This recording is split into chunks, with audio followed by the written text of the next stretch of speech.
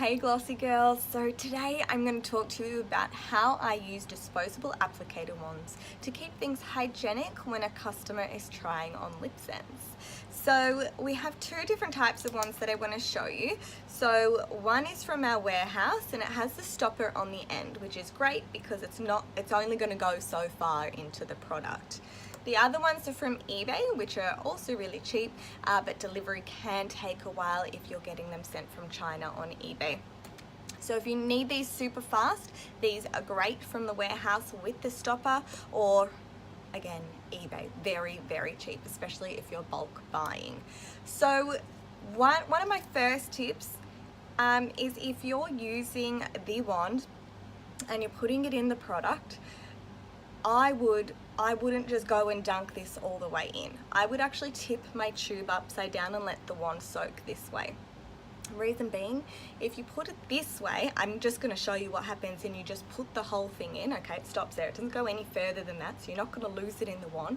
But doing it this way, you don't have a handle on this, so as you can see there's product all over the wand and this ends up going all over your fingers and it's really, really messy. So it is better just put the tip in, tip the tube upside down and soak up your wand that way.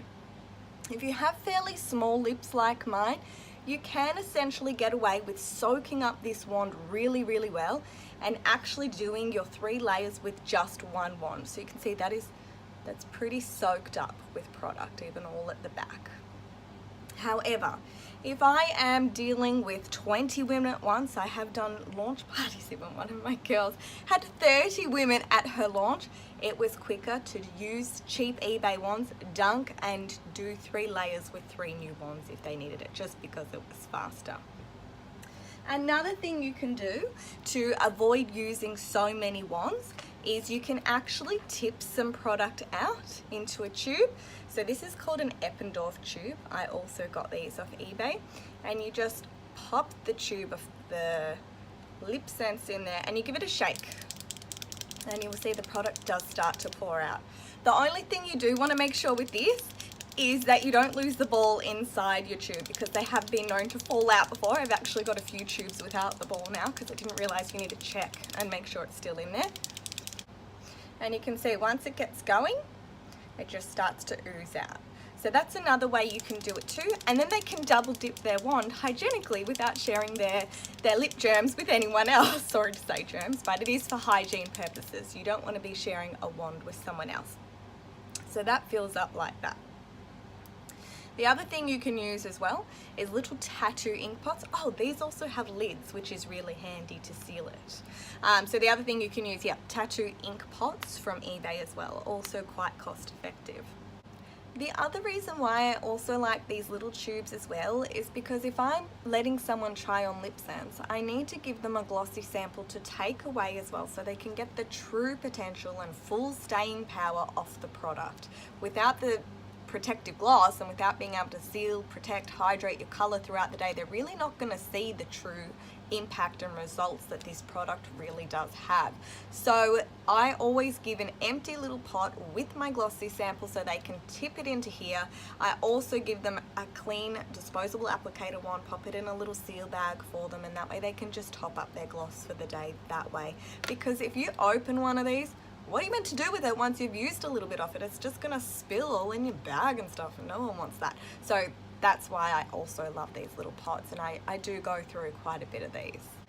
Another thing you can use as well is business cards, believe it or not. If you get the glossy one, so this is matte on one side and then glossy on the front, you can actually bang some product out onto the business card, use this as your palette for the customer, and use the wand like that. So that's if you didn't have Eppendorf tubes or little tattoo ink pots and you really did want to tip the product out. Again, it saves on using 3 wands. So I've also used this technique as a palette for my customers when I'm showing them how to pre-mix colors. So I would tip 2 products out, a blob of each, and show them how to mix it, and then you can apply that way rather than do 3 different layers. So that's a pretty cool trick as well. Now, another thing I wanted to speak to you about was gloss wands. So these things are great for applying LipSense. If you put it in a glossy tube for your customer to seal and protect their color, or any gloss tube for that matter, it doesn't soak up enough gloss. So you end up needing to either double dip, which we don't want to do, or use several wands, which we also ideally don't want to do because it's not very cost effective. You don't have to tip glossy into a tube. You can use these little things from back office. So I'll show you. This acrylic case was from back office as well, and I love it. It's so handy. But the gloss wand applicators look like baby Q-tips. And when you get a gloss and you're demonstrating your gloss and you're putting your sample on, you can really soak it up so that you only go through one of these rather than use 2 to 3 applicators. So this literally goes in, and again I'm leaning my gloss to the side. I don't want to put the whole stick in because it gets quite messy for the customer and their hands.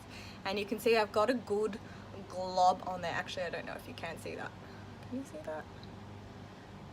But it's so much easier for applying the gloss rather than using the disposable applicator ones. Again, they just don't get enough on there, so it's much easier to get these from back office, get a good glob, and they just use one of these. Now, before I actually let my customer try on product, I do make them do swatches on the back of their hands. So you can have some hand sanitizer ready to go, get their hands nice and clean, and then I actually just use my wand for doing the swatches and explain how to apply the 3 thin layers, allowed to dry in between, that sort of thing.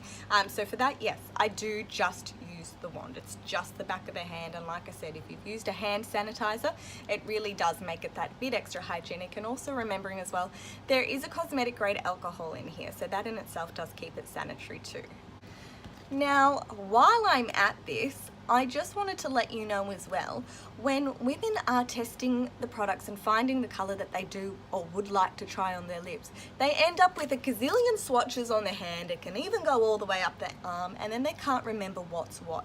So I do encourage them, get one of my colour charts here, so it's on the back of a flyer, and actually number order it. So I will give them a pen. Let's say they've tried Praline Rose on first, their first swatch here. Number it, number 1. They try Love It, number it, number 2. They then try Violet Volt, number it, number 3 on here. Because then later you're going to get your customers coming up to you and being like, so I love this second colour that I tried on and I have no idea what it is. Can you help me match that? Sometimes you can be really good and you can match it pretty quick. But when they dry, the colour does seem to set and change slightly, so it can be a challenge to match that colour that they've tried on. So I always encourage them, number order your chart and work in a sequence with your stripes so you can find that colour that you did decide on in the end. Also, when it comes to clients picking a colour to try on their actual lips, I encourage them to only try on one colour. The reason I do this is because once LipSense is on, it's designed to stay on for a minimum of 4 to 18 hours. So if they put it on and then they take it off and they do this several times, it can actually be quite harsh rubbing at your lips that many times. So I encourage that, or one color at the top lip, one color at the bottom, or some girls have even gone in quarters to try on 4 different colors. And again, I encourage this because I don't want them to end up with sore red raw lips that they've just scrubbed away at to get the product off. Yes, there is easy ways to remove the product, especially with the Foops, the Oops, the shea butter. Oh my god, that's my favorite for removing LipSense. Or alcohol wipes, they have been used too, but again, they're very harsh and abrasive, but great for quick removal. So I often use those on a hand to get the swatches off their hands if they do like to remove them. Ideally, I do like to keep them on because they can see 3 days later, oh my god, these things are still on. Just shows them how amazing the product is, and they're reminded of me for the next 3 days. However, again, it is what I personally encourage, aim to try on one color only. And again, we also have that 100% satisfaction guarantee. So should they decide on a colour that they haven't necessarily tried on the lips and they decide it's not for them, they can exchange or refund with you. So I hope you found this quick little video helpful on how I use my applicator wands cost effectively, and give it a try, see what works best for you. That's why I've shown you a few different methods, because you may find one method is more suited to your style. Thanks so much for watching. Bye.